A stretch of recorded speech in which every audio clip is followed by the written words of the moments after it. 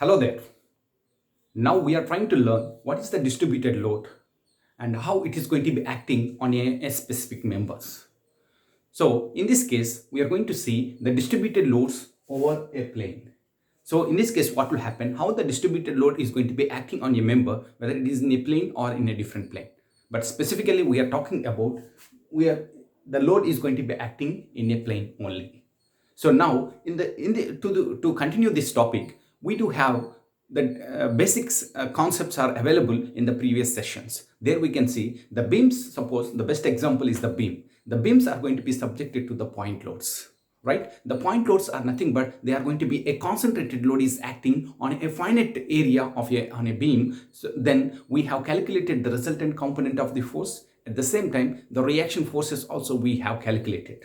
But now when the distributed load is going to be spreaded over the span, then how we are going to be calculating, that we can see. The first definition, we will see what is the distributed load in this case. So there we can see the distributed force or loads are another types of the forces. Then it is going to be very clear that the point load has its own the nature of the applying the forces, and similarly the distributed load also has its own nature. So then how it is going to be acting, so then which act over the length, area, volume of a body. So then in this case what will happen, which acts over the length, area and the volume of a body, it is going to be coming into the picture. So then it has its own natures. That's why we need to studying and we are trying to find out the resultant component for this part. So there we can see the distributed loads, either it is going to be distributed over the length of the member or the area of the member or maybe volume of the member. So there where we are going to be see these kind of things. So where the length is going to be existed. So the length, suppose we are going to be taking the two poles,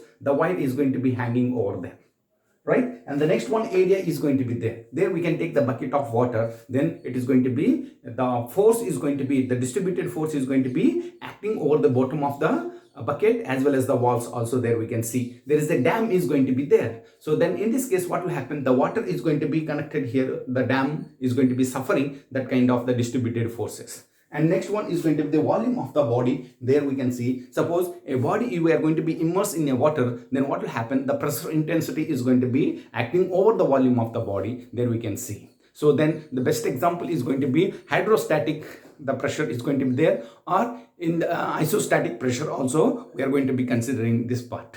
So further explanation, it will give how the length, how the distributed load is going to be existed over the length of the member. So for example, a cable suspended. So that means we made it to suspended one cable between the two supports. So we have taken the two supports and that's going to be hanging over there.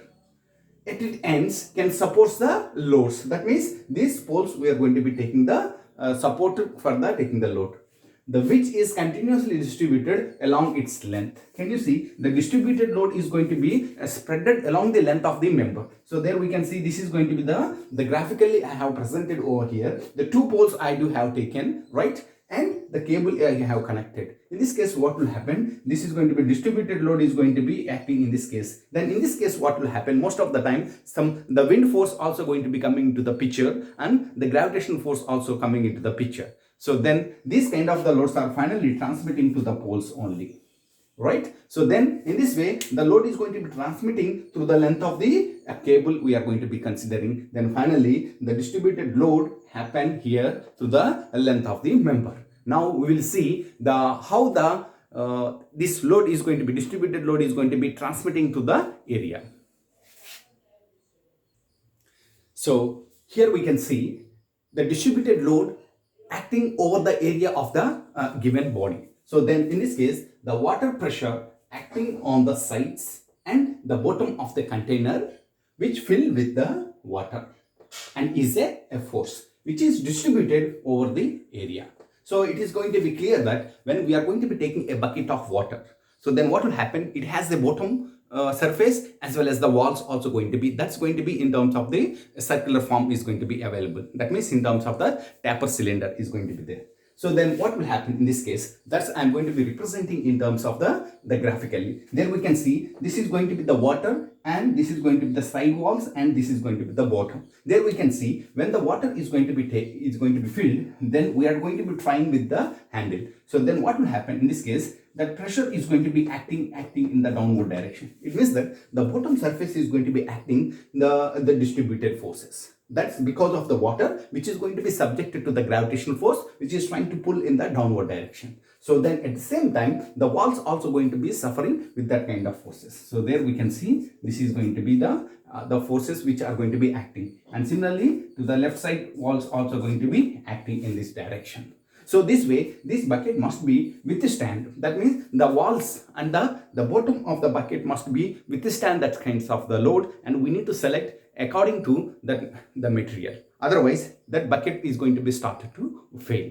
So this way, we can see the distributed force is going to be acting over the area that we are going to be see. And similarly, there is going to be the distributed load is going to be acting on the volume of a body. So that means the volume of the body means here we need to keep that body in a completely immersed the position. So then what will happen? The distributed load is going to be surrounding entire the volume of the body. So there we have told one example of that.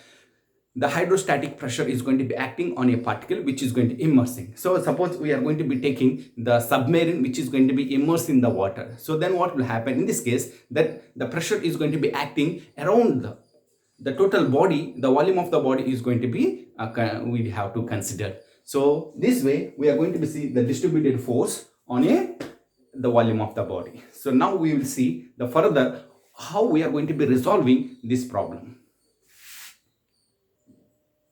So now we can see. So we have seen the distributed load is going to be acting over the length of the cable or the area as well as the volume. Now, even though the forces are going to be acting the distributed force, so then what will happen? The body is going to be still, we are going to be considering in the equilibrium condition. So then what we can do here? When the dealing with the equilibrium of a body, so now we are going to be dealing with the equilibrium of a body under the action of the distributed force. That means the distributed force is going to be acting on a particular member. So we have to replace such a force by a single concentrated force here. So that what will happen? The distributed force means such a force means here is the distributed force. That means the total distributed force must be converted into a concentrated force. So then that is going to be a single concentrated force. Then only we are going to be able to do some analytically. We are going to be analyze what type of the forces. That means the magnitude of the force we are going to be considering by converting into a single concentrated force. Then we can. So then this concentrated force should represent the resultant of the distributed force. So then what will happen? This is the single force we have converted. The distributed force is converted into a single concentrated force. This concentrated force we are going to be called the resultant of the distributed force. This way we are going to be converting into the distributed force into a single the resultant force or the single concentrated force. Then we can do the analysis of the particular applying the force.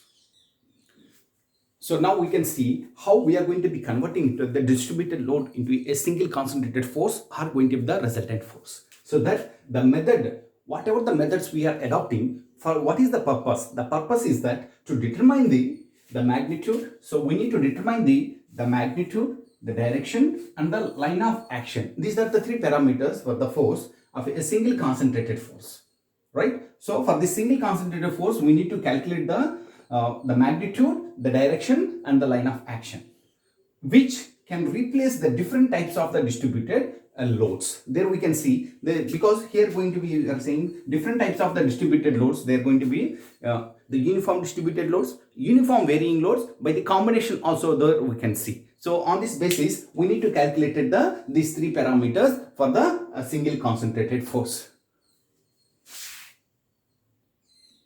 So what is the outcome from our discussion? In this case we have seen we are able to understand what is the distributed load. So we are able to understand what is the distributed load, what is the nature of the distributed load. It is also just like a point load. It has its own nature and it has its magnitude, direction and the line of action at what area it is going to be acting over there. So next, and how the distributed load is going to be acting. So that the nature we are going to be see in terms of the length, area as well as the volume of the body that we have seen. Then how this distributed load is going to be acting over the body that we have discussed, and how to concentrate into a single concentrated load. So that in this case what will happen, that we are able to, that means we are going to be converting the distributed load into a single concentrated load. But still we haven't discussed about the methods how we can do it. But we are predicting that we are going to be say that we can convert into a single concentrated load. And similarly, what we can determine. So when we are going to be converting into a distributed loads into a concentrated loads, what we can discuss over there. So that means that we are going to be discussing for the single concentrated load is the magnitudes, the direction, as well as the line of action. These three parameters we are able to calculate it, and then we can find out the reaction forces also we can calculate it. So this way we are going to be designing the beam. So thank you.